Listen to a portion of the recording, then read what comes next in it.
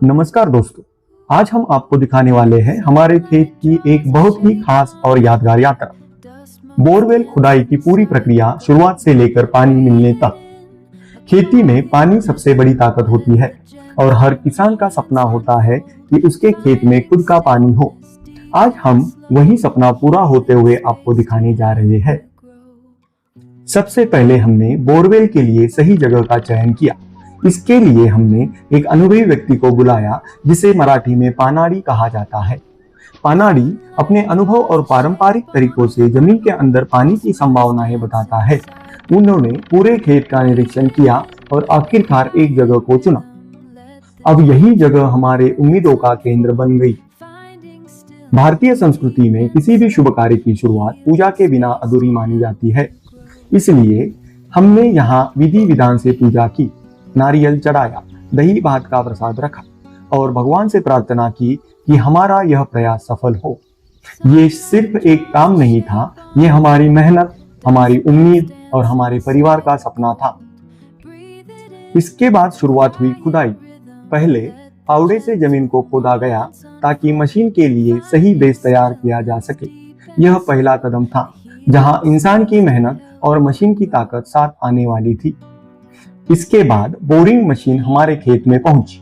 इतनी बड़ी मशीन को देखकर ही उत्साह बढ़ गया, लेकिन हमारे मशीन शुरू करने से पहले हमने उसकी भी पूजा की, क्योंकि हमारे लिए ये सिर्फ मशीन नहीं बल्कि हमारे सपनों को पूरा करने का साधन है। अब शुरू हुआ असली काम, बोरवेल ड्रिलिंग। शुरुआत में एक मिक्सर जैसे ब्लेड से मिट्टी को काटा गया। वही जगह को चुना गया जहां पानाड़ी ने हमें जगह बताई थी। धीरे धीरे गहराई बढ़ती गई। इसके बाद ड्रिल मशीन लगाई गई जो पत्थरों को भी काट सकती है। मशीन की आवाज, उड़ती धूल, सब कुछ बता रहा था कि हम जमीन के अंदर गहराई में जा रहे हैं। और फिर आया वो पल जिसका हम सबको इंतजार था। करीब 30 फीट की गहराई पर पानी मिला।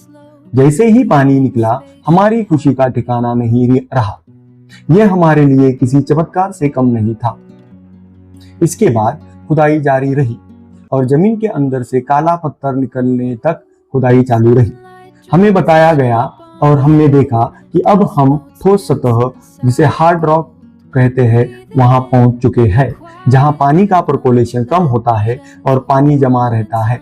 इसका मतलब है कि पानी ज्यादा समय तक उपलब्ध रहेगा, जो खेती के लिए बहुत फायदेमंद है। बोरवेल को मजबूत और सुरक्षित बनाने के लिए हमने 50 फीट तक केसिंग की। केसिंग पाइप डालने से बोरवेल की दीवारें सुरक्षित रहती है और मिट्टी या पत्थर अंदर गिरने से बचते हैं।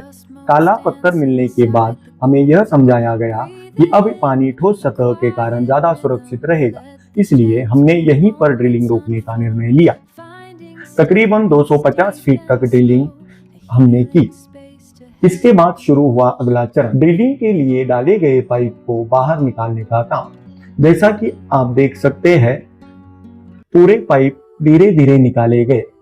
अंत में वही पाइप निकाला गया जो शुरुआत में ड्रिल के साथ अंदर गया था।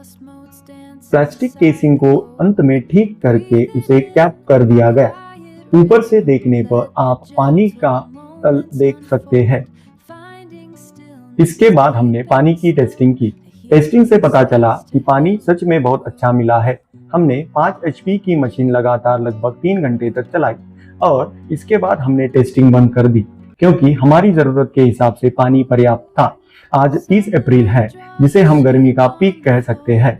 अगर इस समय पानी अच्छा मिल रहा है तो उम्मीद है कि पूरे साल हमें अच्छा पानी मिलता रहेगा। आखिरकार हमारा बोरवेल सफलतापूर्वक तैयार हो गया, पानी मिल गया और हमारा सपना पूरा हो गया।